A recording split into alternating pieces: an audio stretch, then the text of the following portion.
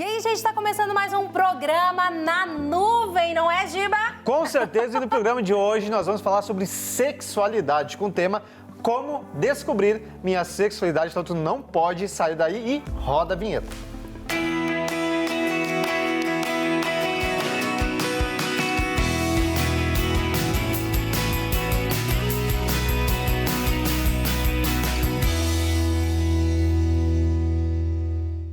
Gente, no programa de hoje, nós queremos falar um pouquinho mais sobre sexualidade. Estamos aí no século XXI, adolescentes, jovens adultos, famílias e muitas vezes discutindo alguns temas em mesa, não sabendo como discutir, pais com filhos, pastores, até mesmo, igrejas. Em muitos momentos, como se posicionar à luz da palavra de Deus também num tema que às vezes pode ser tão polêmico, mas que nós devemos falar e também buscar conhecimento sobre isso. Porque mais importante do que apenas falar é entender o que a Bíblia traz sobre este assunto e como nós lidamos com isso. Como nós lidamos ali no jantar com a família, como nós lidamos quando esses assuntos surgem até mesmo nos bastidores, dentro das igrejas, dentro das empresas. É o que nós queremos falar nesse programa de hoje sobre sexualidade, trazendo convidados presencialmente, também trazendo convidada de forma online. Então a gente vai começar apresentando a galera aqui de forma presencial.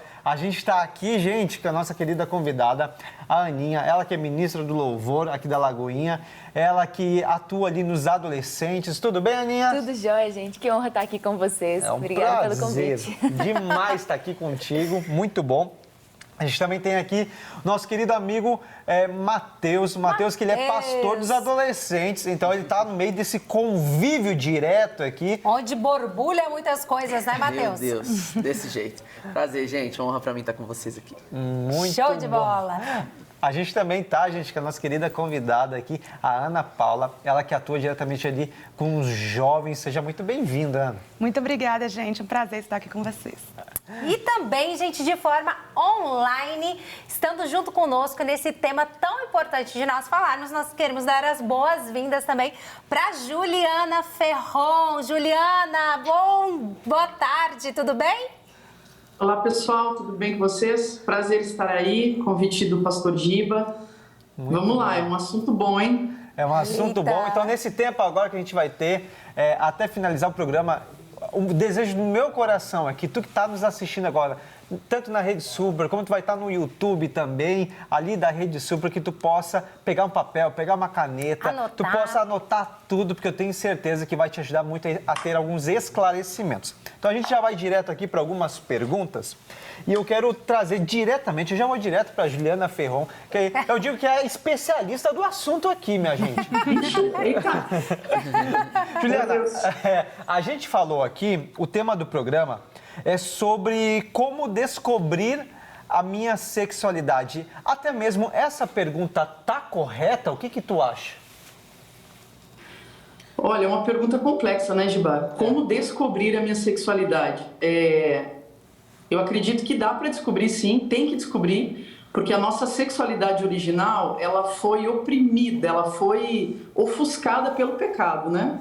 Então, quanto mais no pecado você vive, mais a sua sexualidade saudável e original, ela é oprimida pelo pecado. Então, realmente é um esforço, você tem que descobrir mesmo. E para isso você tem alguns ajudadores no meio do caminho, né? Principalmente os pais. A gente acha que a sexualidade ela se descobre na adolescência, né? Ou ela começa na adolescência. Mas na verdade a sexualidade ela vem muito antes. Ela já está presente desde que os filhos são projetados no inconsciente dos pais. Ali já começa a formar aquele ser que vem com uma identidade sexual projetada pelos pais ou não. Então ali já começa a ser criada a identidade sexual da criança, né? O que começa na adolescência é o nosso desejo romântico. Mas a sexualidade ela vem sendo construída através dos significados que a gente vai recebendo desde o ventre, na nossa primeira infância, aquilo que a gente vai vivenciando, experienciando e recebendo como uma identidade sexual. Porque a criança, ela não deseja, né? Quem vai começar a desejar é o adolescente. Mas muitas vezes a gente reduz a nossa sexualidade ao desejo romântico, a uma orientação sexual ou hoje a uma identidade de gênero, né? E na verdade a nossa sexualidade ela é muito maior do que isso. E nós somos muito maiores, a nossa sexualidade é muito maior do que propriamente só a nossa orientação sexual ou só uma identidade, que hoje nós vemos no tempo dos adolescentes viciados em rótulos de identidade sexual, né? Então, muitos se veem como bissexuais ou estão vivendo dentro de uma identidade de gênero, mas a descoberta da sexualidade, ela também parte do princípio de saber como que você chegou a essa conclusão. Se hoje você está se identificando com algum rótulo de identidade, como que você chegou a esse lugar? Como que você foi parar aí? Como que você descobriu? Você descobriu ou você foi coagido a entregar para o mundo uma identidade? Nós sabemos que os adolescentes hoje estão sendo pressionados, né, Giba, a se declarar. Você precisa ser alguma coisa. Exatamente. Como se ele já não tivesse um significado. Né? Então, depende muito das fontes que ele está recebendo para chegar a alguma conclusão sobre ele. E quando ele chegar a alguma conclusão sobre a identidade dele, quais foram essas fontes que deram a ele esse significado? Exatamente. E aí que eu vejo muito a participação dos pais, sabe, Giba? Principalmente na primeira infância. Os pais, eles são, no meu entendimento, comissionados por Deus justamente para trazer o significado, verbalizar afetivamente quem você é, porque para mim o senso de sexualidade, de identidade sexual começa aqui. Eu sei quem eu sou, eu gosto de ser quem eu sou.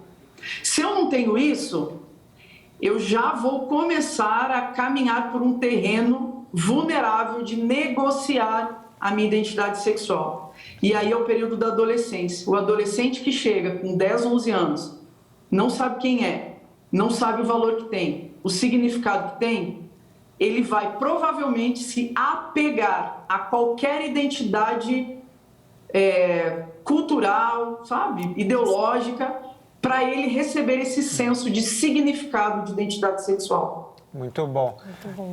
Muito legal isso que a Juliana trouxe, até mesmo sobre os adolescentes. Aí eu já jogo para vocês que estão na prática ali, nessa vivência diária ali. Principalmente o Mateus, chegou, né, nos adolescentes, assumindo ali, pastoreando, cuidando. Cara, tu já tem visto essas discussões até mesmo nos corredores, ali no prédio dos adolescentes, nos cultos.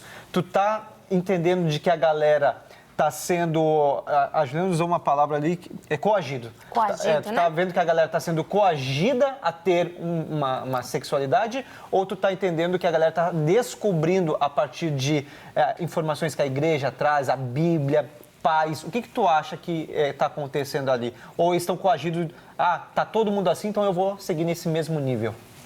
Então, eu costumo falar que o período que eu vivi na adolescência, saí da adolescência tem 5 anos, eu tenho 23 anos.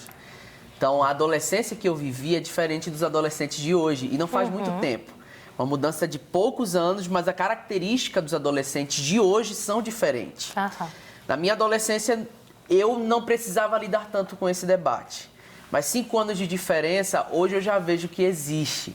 O adolescente, ele fala, ele trata desse assunto, o adolescente, ele quer, de fato, né, ele busca esse rótulo, ele mostrar esse rótulo, essa questão da identidade. Eu estava até conversando com uma colega também de ministério esses dias e falando, né, da questão de hoje ser tudo muito aberto.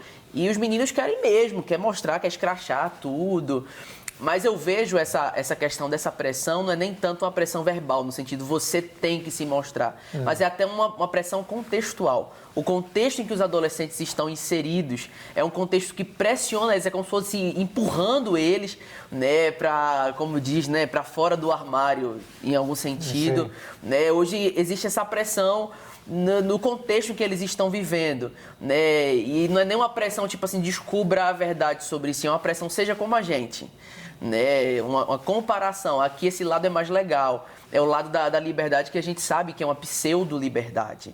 Né? É uma questão de viver uma vida sem um confronto, sem uma renúncia.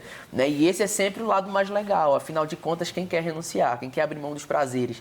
Né? Quem quer se descobrir como sendo um filho, e um filho que tem um pai que ama e um pai que é justo. Um pai que provê o prazer, o alimento, mas é um pai também que corrige. Um pai que conhece o caminho e, portanto, aponta esse caminho. É muito mais fácil viver na independência e viver aquilo que você tem vontade de viver. É muito mais simples.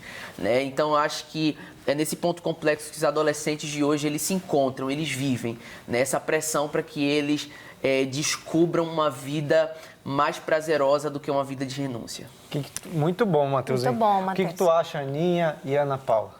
Ana Paula, mais no contexto ali dos jovens, já com, né, na Lagoinha, no contexto dos jovens. A Aninha tem lidado, né, com os jovens também, mas o que vocês também têm visto isso? E o que vocês veem, né, a partir? Então, como o Matheus falou, né, o pessoal tende a procurar uma posição, né? Ter que se posicionar ali diante de tudo que tem vivido. E no contexto dos jovens, né, mais precisamente, a gente vê tanto faculdades, né, saindo do ambiente de escola, então a gente vê também essa pressão acontecendo. E não só nos ambientes assim de escolas, faculdades, etc., mas até mesmo cultural, a gente vê esse tipo de ensino sendo passado e as pessoas tendo que, não, peraí, eu sou o que eu sou mesmo? Ou eu sou algo que eu ainda não sei, né? Eu preciso entender, então, quem eu sou. Então, surgem esses questionamentos. Como foi a pergunta, né? Como descobrir a minha sexualidade? Um dos pontos também que traz essa descoberta é o ambiente de questionamento. E a gente vê que nas escolas é um ambiente de questionamento. As faculdades é um ambiente de questionamento. Então, a gente passa a viver esse ambiente e pensar assim, não, peraí, será que é isso mesmo? Então, também no contexto dos jovens, é essa continuidade também nos adolescentes. E é interessante que a Ana Paula nos trouxe, né, também essa reflexão dessa construção da identidade, né? Parte, acho que tudo desse pressuposto. Se nós não sabemos quem nós somos, a gente vai assumir qualquer rótulo. Hoje eu sou isso, amanhã eu sou outra coisa, amanhã eu sou outra coisa. E para o jovem e para o adolescente, às vezes, na questão que já está em os conflitos dele não saber quais o direcionamento, é por isso que é muitas vezes influenciado. E até mesmo aquele que já sabe a sua identidade, ele é confrontado, né? E aí, pensando um pouquinho nisso, desses confrontos, né? Se a gente falar um pouco socialmente, quais são as ideologias que vocês percebem que contrapõem essa visão cristã da sexualidade que hoje está muito em alta? Vou jogar lá para a Juliana Ferron. Ju, quais são que tu tem observado, né? No contexto social que vivemos hoje, quais são, então, essas ideologias que contrapõem a visão cristã sobre sexualidade, na prática mesmo? Que ideologias são essas? Então, meu querido, quando a gente fala de visão, né, visão de mundo, né, como você trouxe aí, a visão cristã, a cosmovisão cristã, a gente tem, na verdade, duas formas de ver o mundo, né?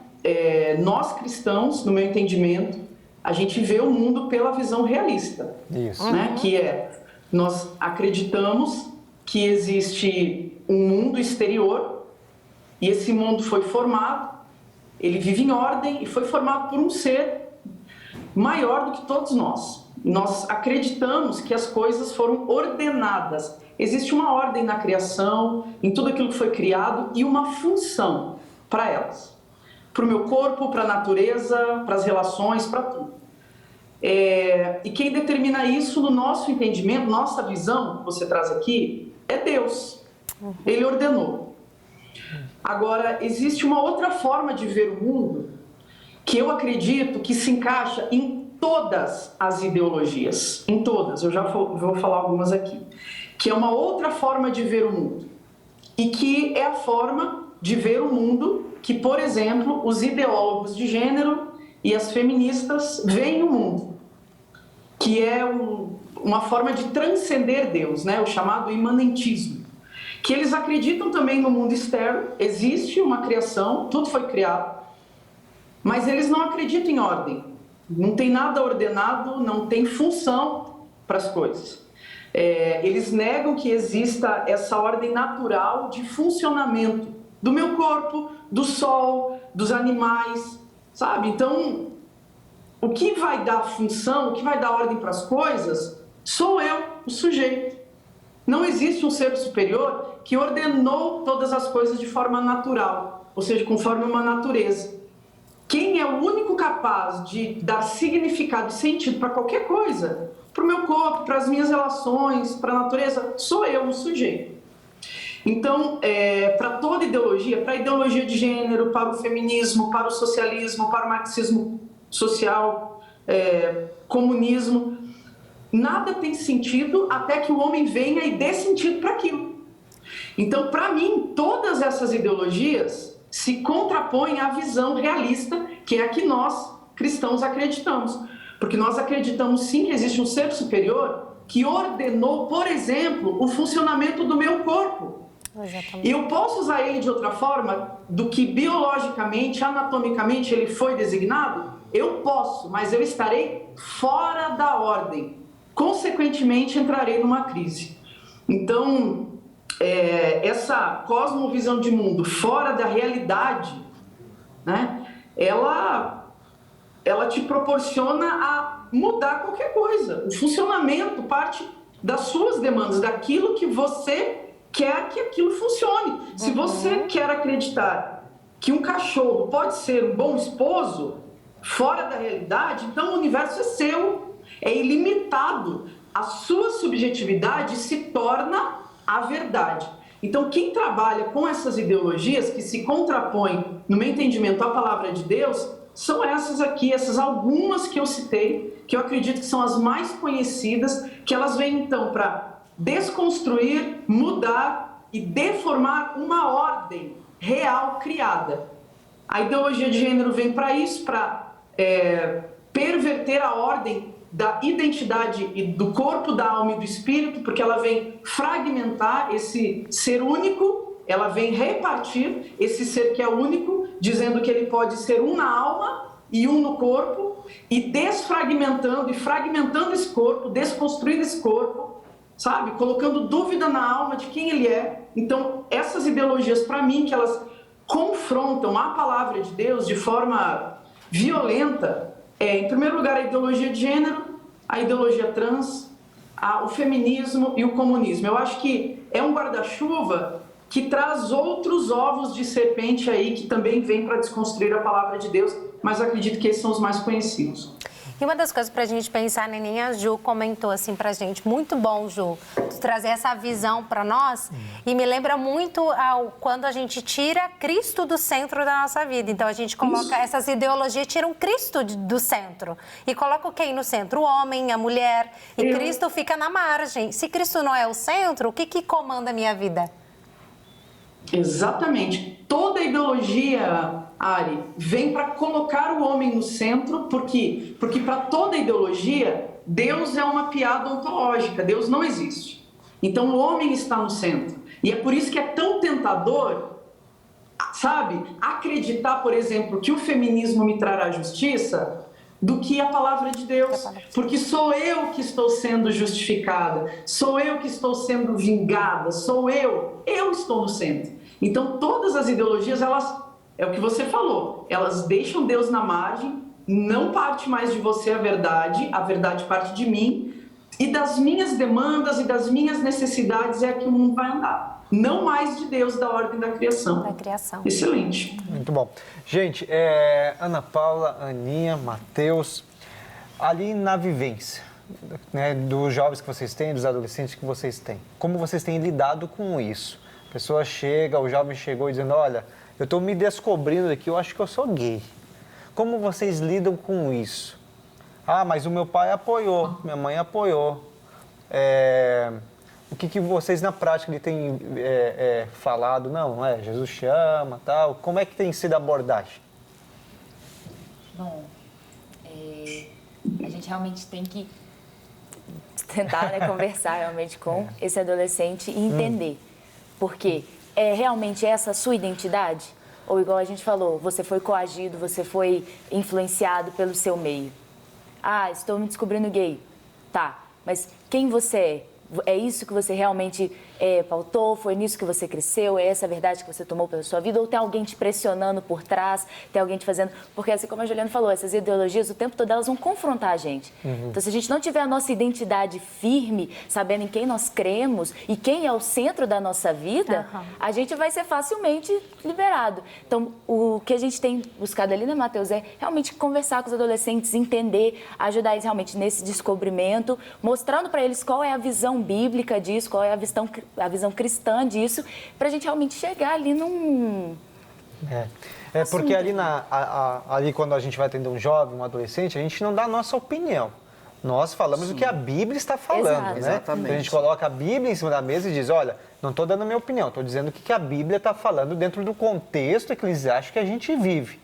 Então, tu está procurando atendimento pastoral, atendimento de um líder, então o que eu vou falar não é algo que está no meu coração, é algo que a Bíblia está me dizendo, então vou abrir aqui, eu vou te mostrar. Ana Paula, isso já aconteceu contigo ou tu tem visto isso acontecer? Como os colegas, de repente, que tu lida ali, enfim, conta um pouquinho. Sim, isso acontece, né, gente? E aí o principal ponto, né, que a gente deve tomar diante dessa conversa é entender a história da pessoa também, né? Porque eu acredito que a pessoa, antes dela chegar nessa decisão, não é de um dia para a noite, né? É uma construção da vida, pode ter passado por traumas, pode ter tido algumas ausências. Então, o ser humano, ele é uma construção de vida. Então, o primeiro ponto também, antes da gente...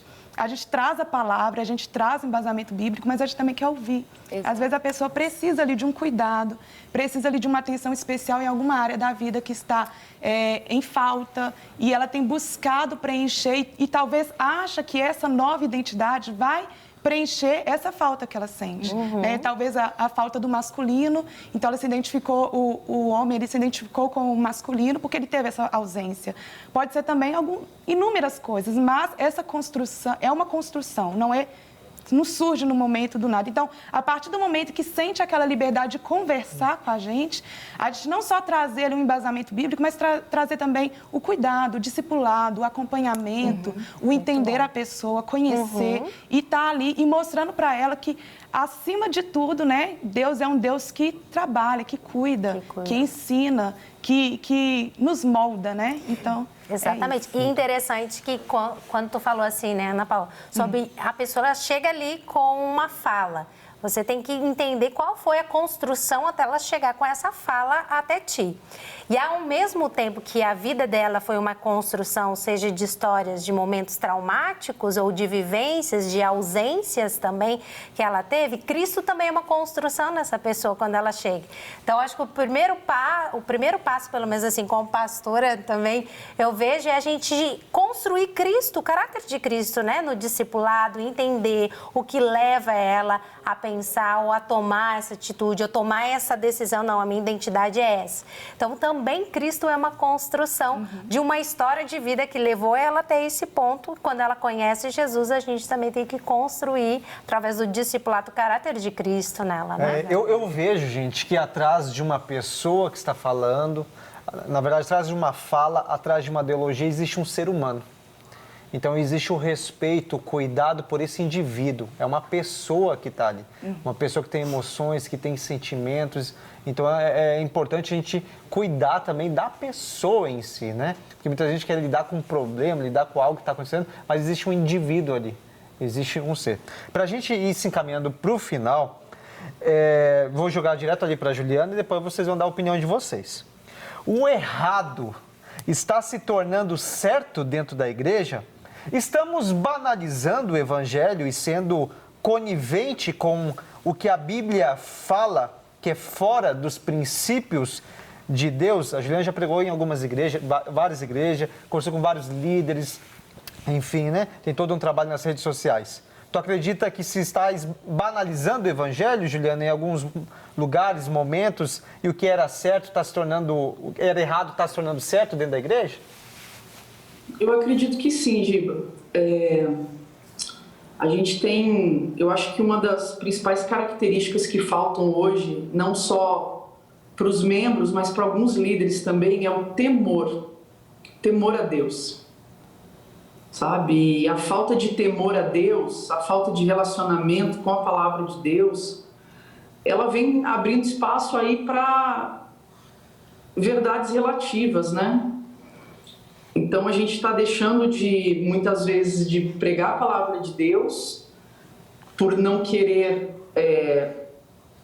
problemas com alguns membros, por não querer oposições, por não querer enfrentarmos alguns embates, e nós vamos nos tornando maleáveis, relativos, né? Então, eu acho que esse vácuo, que não existe vácuo, na verdade, no mundo espiritual, né? Se nós não estamos avançando com a verdade, a mentira, ela está ganhando espaço.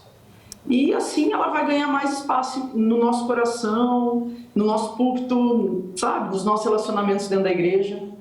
Eu acredito que a falta desse posicionamento, e a palavra de Deus fala isso na igreja de Tiatira, se eu não me engano, né? Não, igreja em Laodiceia, você não é quente, você não é fria, você é neutra, você não se posiciona. E eu estou a ponto de te vomitar, a palavra de Deus fala, sabe? Eu acho que nós estamos num tempo, Giba, tão radical espiritualmente, num ambiente espiritual tão radical, que para Deus preservar a sua noiva, tem pessoas que não estão saindo da igreja, tem pessoas que Deus está vomitando da igreja. É pesado, parece que isso é pesado. Mas a igreja não vai se corromper, a noiva ela não vai se corromper. Então, quem estiver dentro querendo corromper a noiva vai ser empurrado, porque não converte o seu coração, não se arrepende. Então, eu estou conjecturando isso aqui agora, eu não tinha visto essa pergunta. Então, eu acredito que a banalização é a falta do temor pela palavra e dessa construção dos fundamentos da palavra de Deus, porque se isso ficar vazio, o engano, os sofismas, as fortalezas, eles vão construindo tijolos e vão se fortalecendo. Muito bom. Gente, o programa está encerrando, está chegando ao fim. Eu acredito que esse tema, como descobrir a minha sexualidade, a sua sexualidade, enfim, é muito pertinente no nosso dia a dia. Verdade. Mas tudo que nós precisamos fazer, seja nas escolas, nas faculdades, nos trabalhos, dentro das igrejas, dentro da sua casa, é simplesmente carregar a Bíblia, mas não só carregar e deixar ela fechada.